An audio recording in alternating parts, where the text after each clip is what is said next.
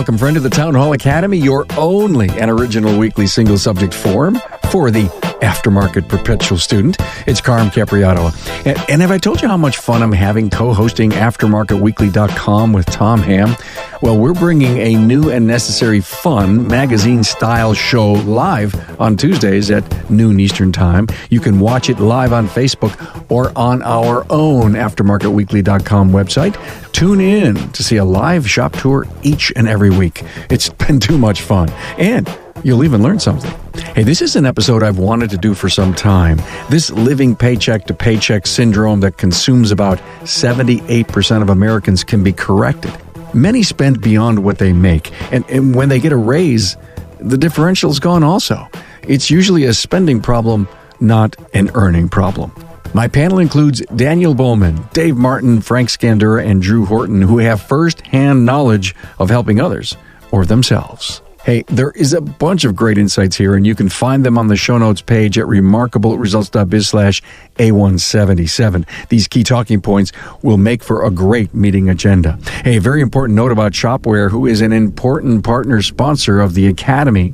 Contactless service is key to keeping your bays full while remaining 6 feet apart. Shopware's completely digital workflow will wow your customers and keep your profits up. Tara from Topol Service Center commented recently, "Thank God for this amazing cloud-based software during this difficult time. She can't imagine life without it right now." And thanks to Carolyn, she says, at #TeamShopware. Book a demo at getshopware.com.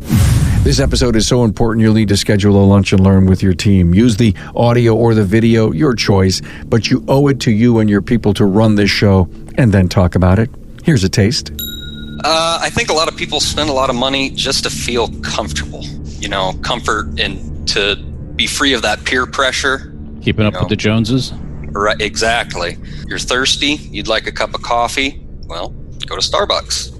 It's very available. What they don't realize is that later in life, they're going to be uncomfortable. Yeah, I recently got to the beach with friends and had dinner by Lake Erie. First time in a very long time. I was careful and wore my mask when in a crowd or close to people. It felt good to get out and spread our wings in our move to some normalcy. All I ask is that if you're out and about, please be careful. Don't let your guard down.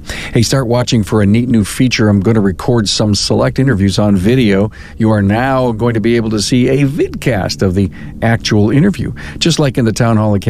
Now, when they are available, I'll let you know, and I understand the beauty of the audio podcast because you can listen in just about any place in any situation. But watching the action is a fun alternative. As an example, episode 546 with Kirk Richardson about COVID-19 has the companion video. Check it out. Now, let's talk financial help for your team.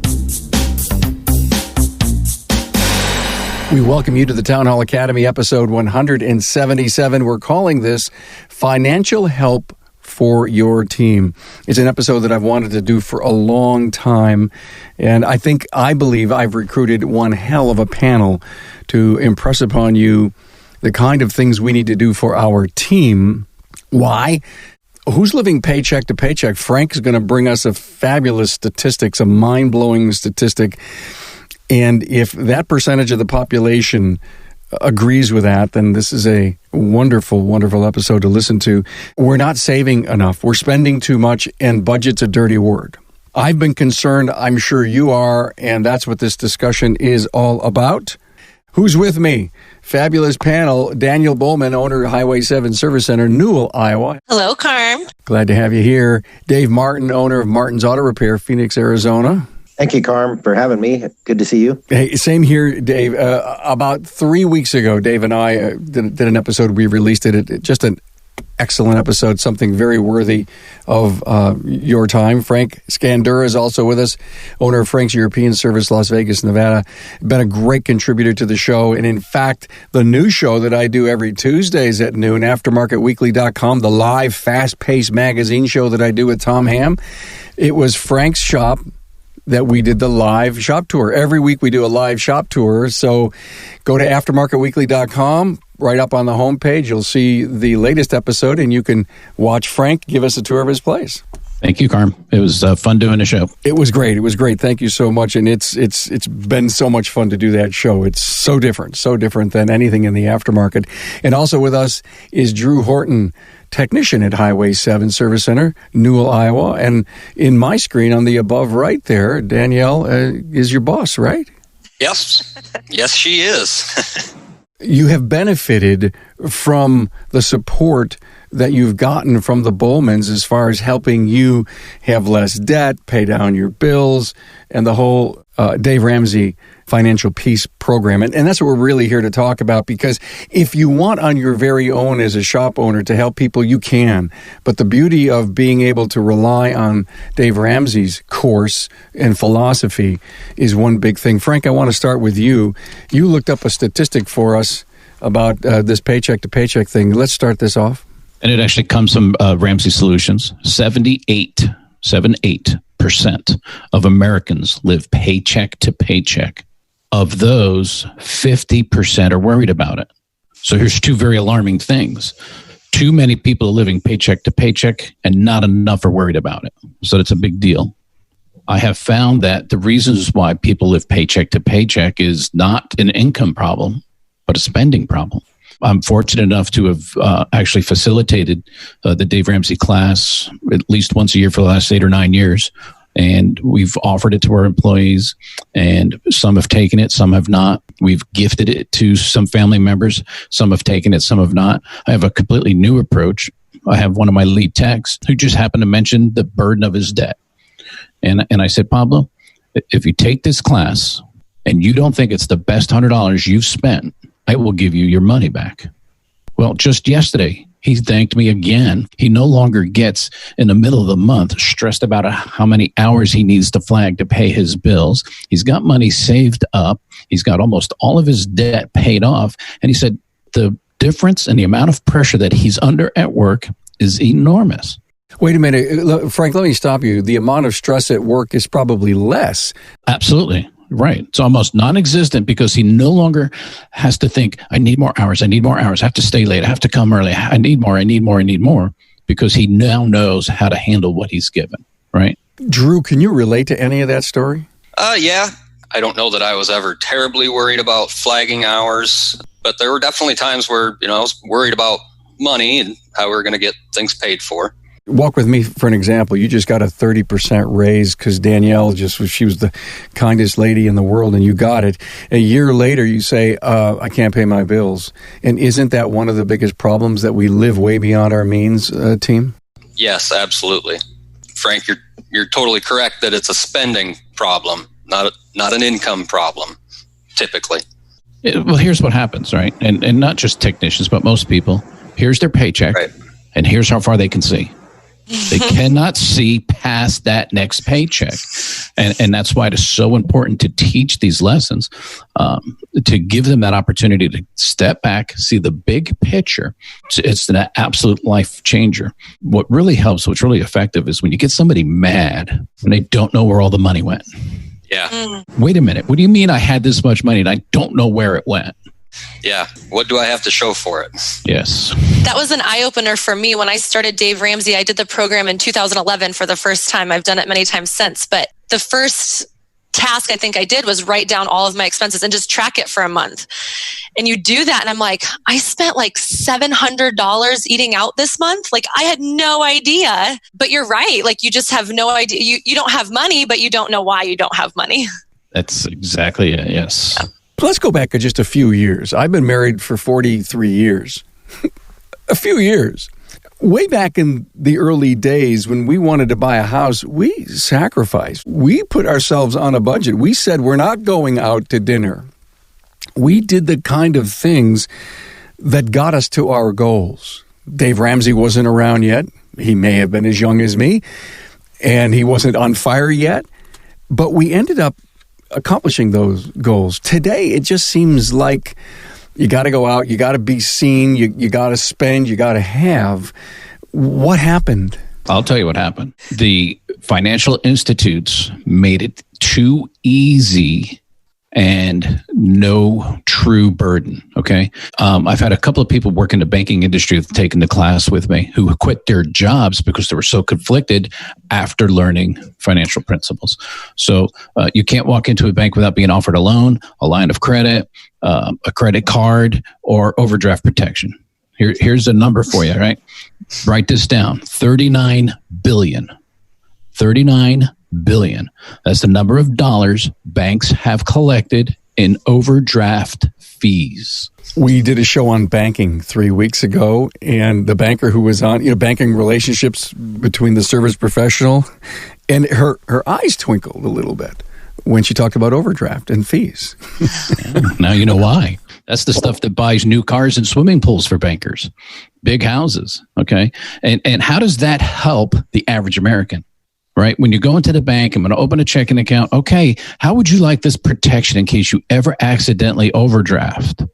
Instead of, let me teach you how to never accidentally overdraft. Right? That's the difference. I think too, with that said, different generations. So Carm, you were talking about how you saved and then you would buy or purchase something when you had it.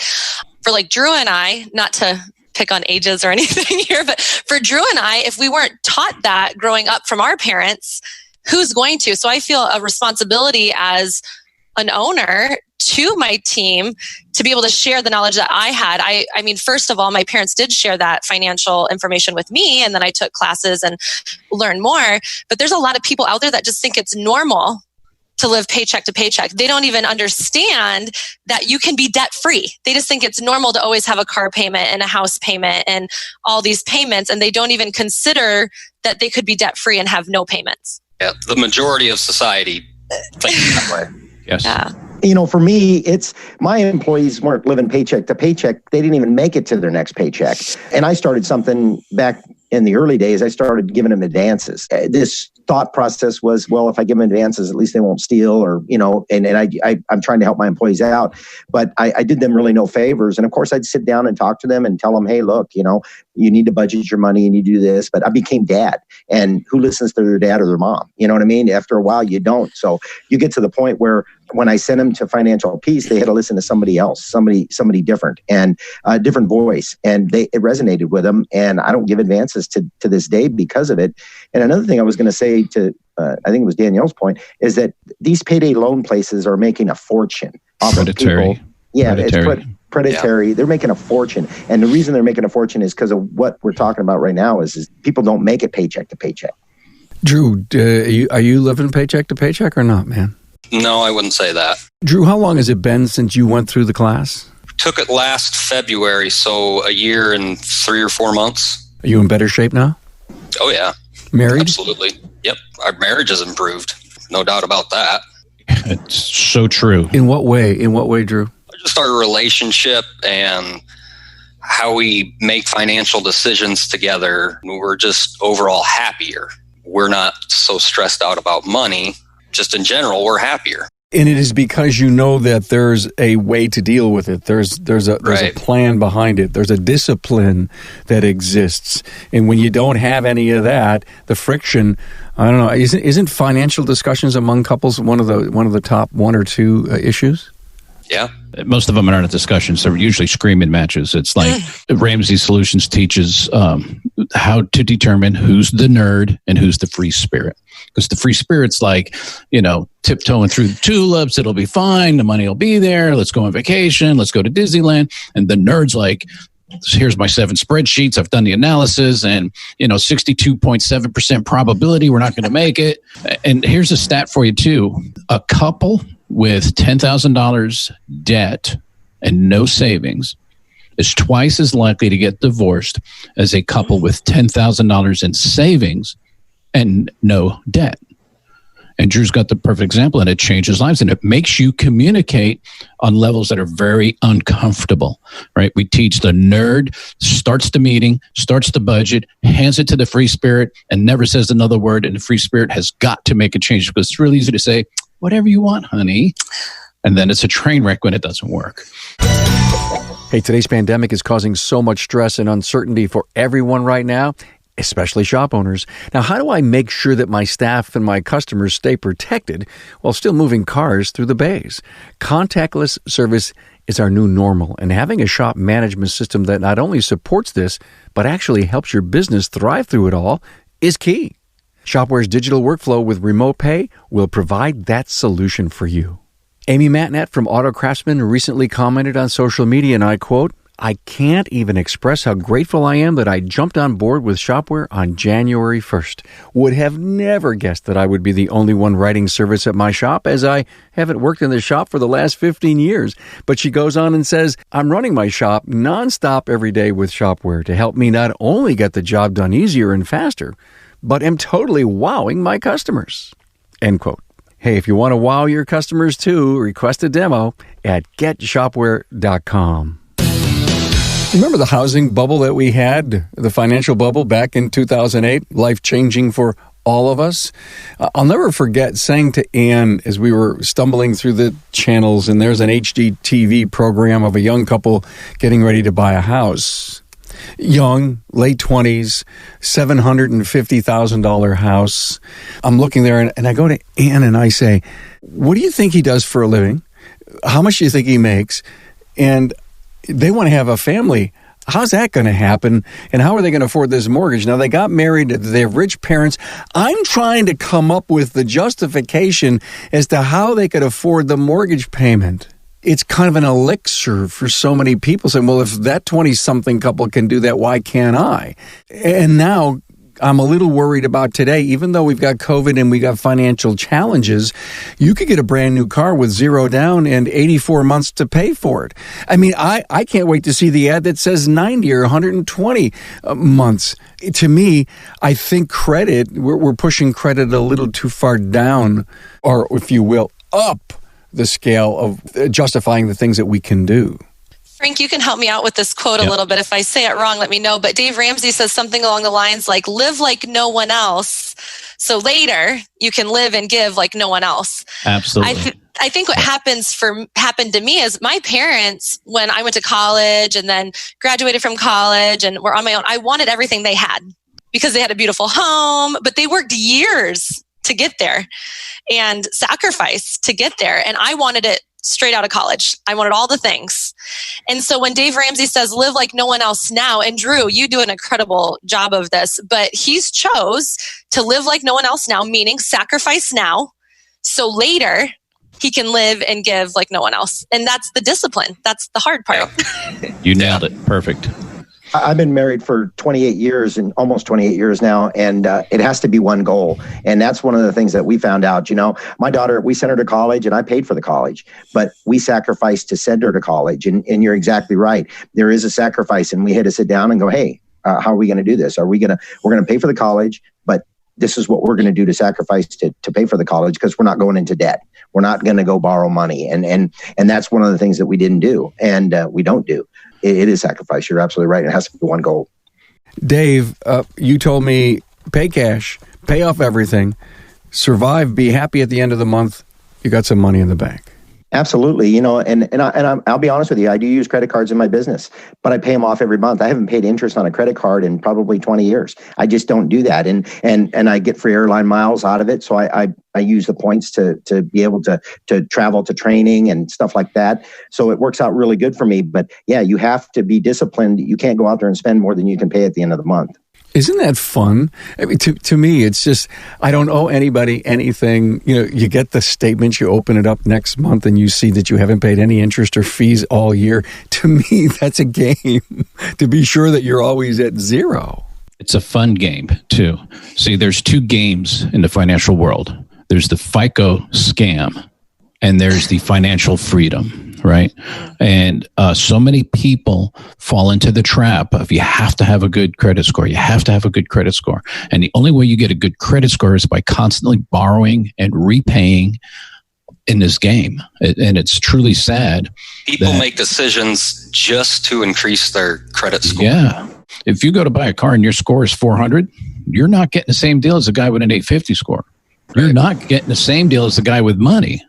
And I think it's a generational thing too. You know, my dad, when I was growing up, going to the bank and borrowing money was no problem, and debt was not a big deal for him. He could sleep at night and it was no problem. When I was growing up, I'm thinking, how the heck can you lay your head down at the pillow every night and go to sleep when you got mounds of debt? It doesn't work with me. My dad was the same way, Dave, and you're an anomaly if you saw that as a young person, because my dad taught me, when you want something, you buy it. You don't save for the future. You don't save money. Pay your bills. You always had a car payment. You're always going to have a car payment. You might as well get a car every 2 years. And there's no sense in changing the oil of the tires. You're going to get another one in 2 years. And that's how he lived. And he died broke. He died absolutely broke. I have a question, maybe for Drew, maybe for Danielle, but for the team. What are we overspending on? I'd say Starbucks. It's really the little things that one of the things that, and I think Danielle touched on this earlier, is that when you start to look at what you're spending and it's dollars, it's $5, it's $10, and at the end of the month it all adds up to $700 or $1,000, and that's where you don't realize it because it's such a small amount of money. It's $120 a month at a $4 crack at Starbucks every day, and some people tell me they go twice. So that's $240 just in coffee. I think you can own a coffee tree. You could own a retirement account that will make you retire wealthy. And that's the sacrifice. And where Danielle mentioned earlier, the living now like no one else, because everybody else is at Starbucks. Everyone else is going out to dinner. And you want to talk about peer pressure? Forget high school. Go to a church and then get pressured to go to dinner or go to lunch after service is worse than anything I've ever experienced in high school. I haven't seen Drew and his wife at their favorite restaurant in a while. I wonder why. Hey, you guys doing okay? Right. Or I saw Frank and his wife out. Man, they're doing really well. Not. Right. Yeah. And I got to throw another stat at you because I obviously I'm the nerd in the family. Years ago, when there was a 13-week course on the Dave Ramsey class, he taught that if you use your credit card personally, Dave, this doesn't apply to you because I know you're probably in really good control into business expenses. But personally, when you use a credit card for all of your purchases with the intent to pay it off at the end of the month, because of the disconnect between you and your money, you tend to spend 10 to 15% more. And when I heard that, I was that guy with the Southwest credit card getting my free Southwest tickets because I love to fly for free on the bus that flies. I actually went home and did a 12-month analysis on where my money was spending. And Danielle, I spent a lot more than that eating out and was embarrassed at how much we ate out. And then I looked at that total at the end of the year, what I put on that credit card. And I looked at it and I said, if I can save 10% of my spending just by not using this credit card, I can buy an airplane. And it worked. We stopped using it and our savings started to creep up. And if I wanted to, I could buy an airplane now. Not a fancy one, but an airplane. So it worked. What are we overspending on, Drew? I think a lot of people spend a lot of money just to feel comfortable, comfort and to be free of that peer pressure. Keeping up with the Joneses. Right, exactly. You're thirsty, you'd like a cup of coffee, well, go to Starbucks. It's very available.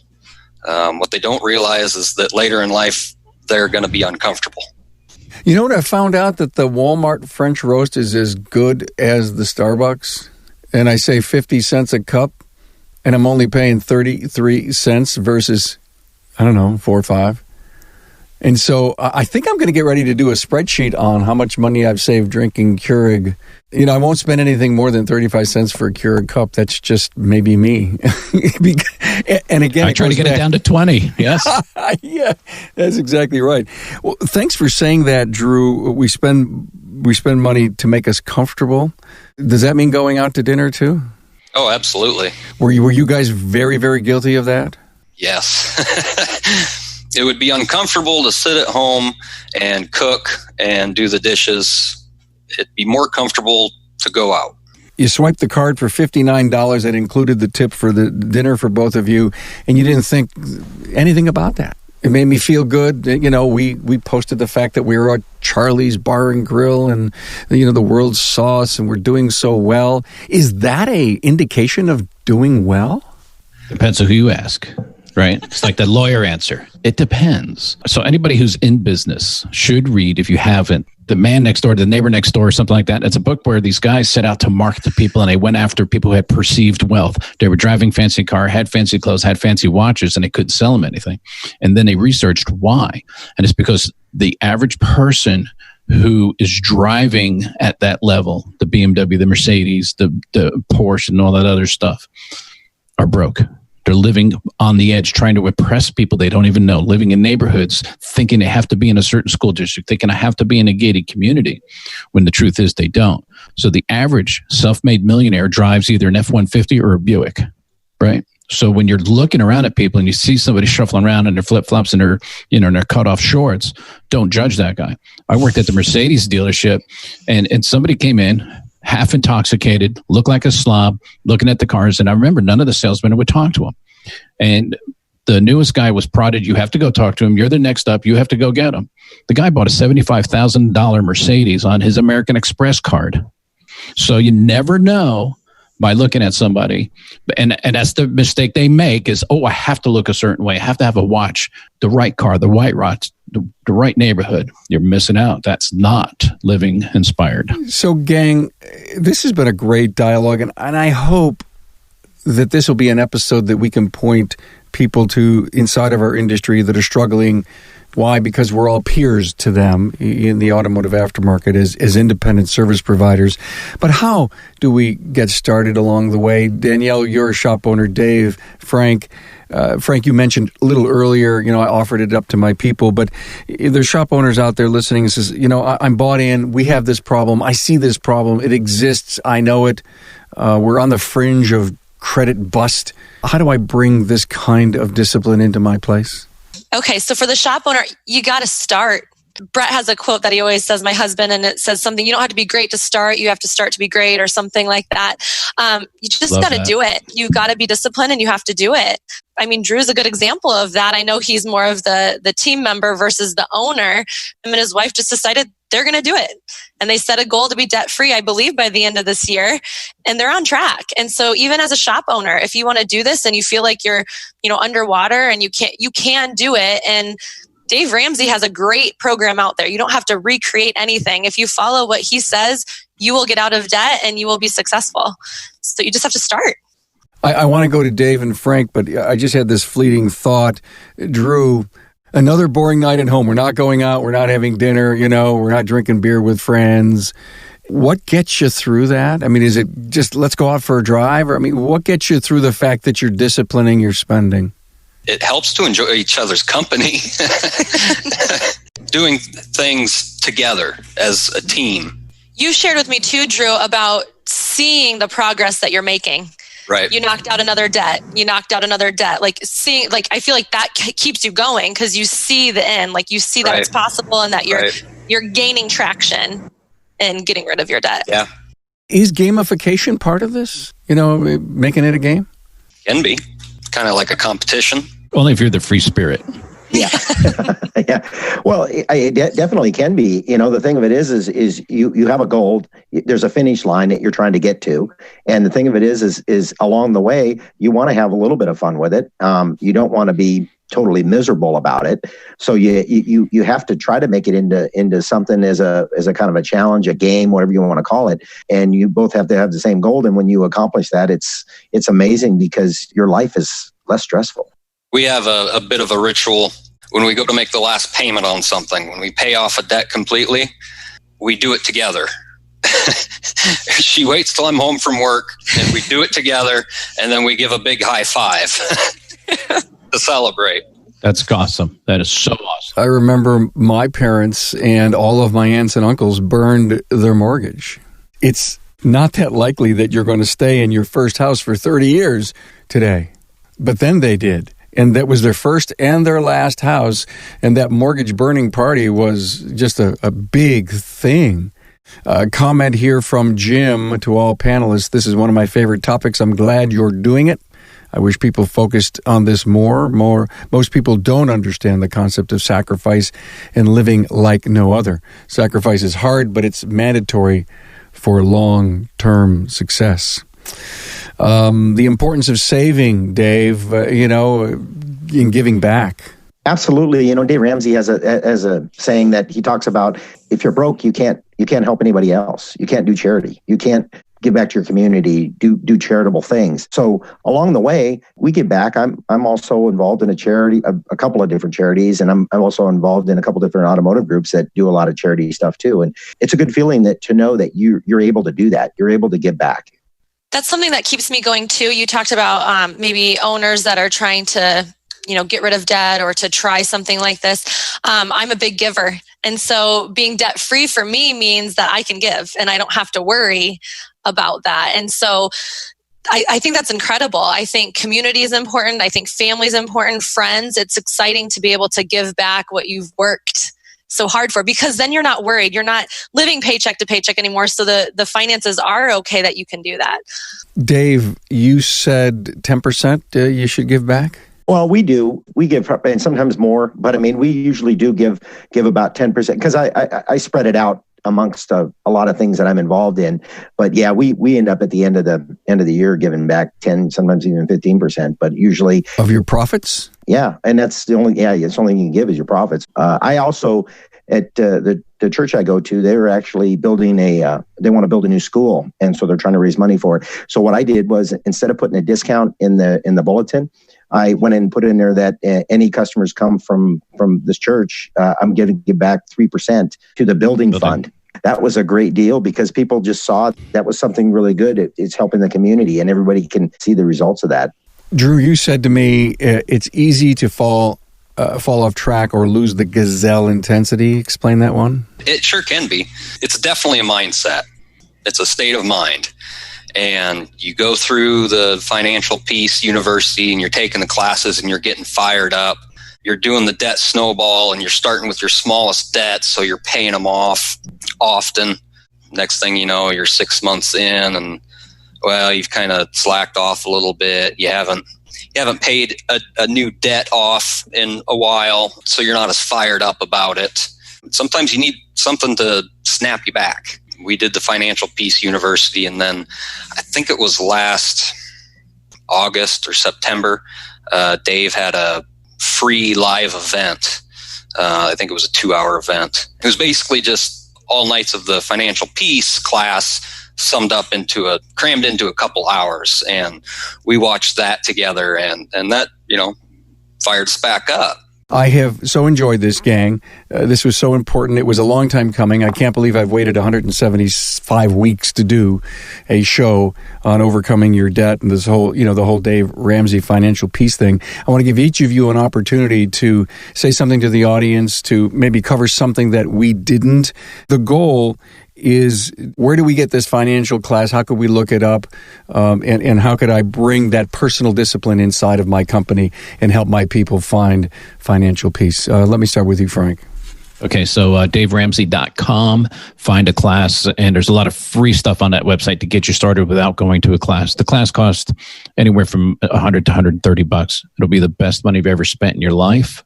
It's a faith-based class. So if that's outside of your comfort zone, just go in with an open mind.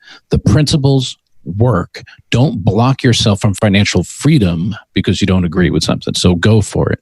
The last thing is, the budget is the critical component. A budget is not restrictive. It is not bad. It is telling your money where it's allowed to go before it's gone. That's all a budget is. I would say if you're sick and tired of being sick and tired and you want to make some changes, it's a great start. And stay diligent. And, it's like trying to get into shape.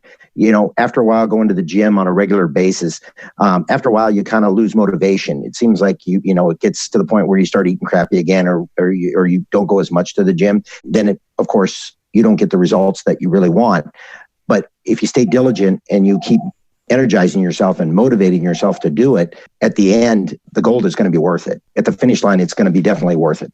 Thank you, man. Hey, Drew, thanks so much for being here. I appreciate, I know you've probably got work to head back to, and so thanks for taking your lunch time.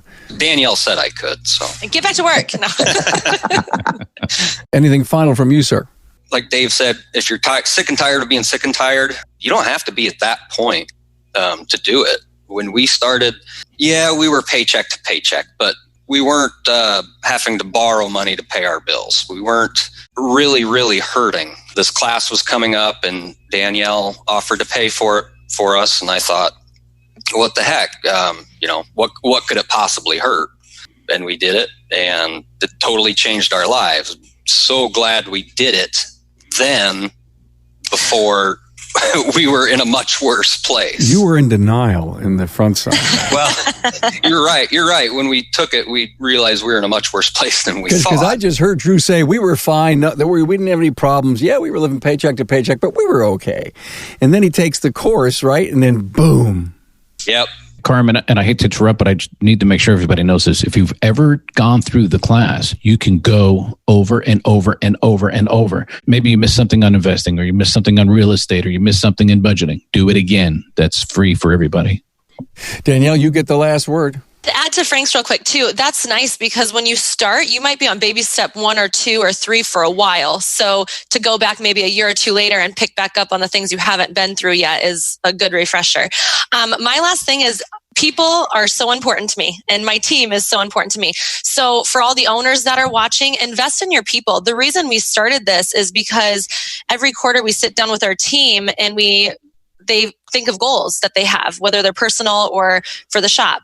And I noticed a trend. Most everybody had a financial goal, and most of them is because they were living paycheck to paycheck. And so as an owner, I thought, well, what could I do to help?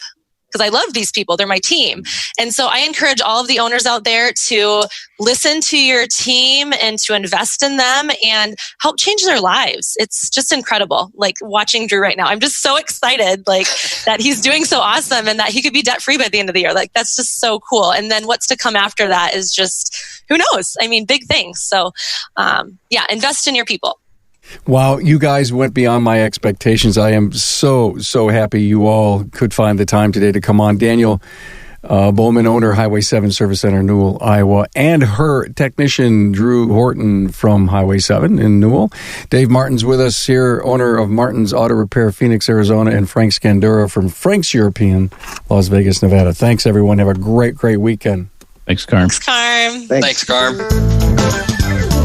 Thanks for being on board to listen and learn from the premier automotive aftermarket podcast. Until next time.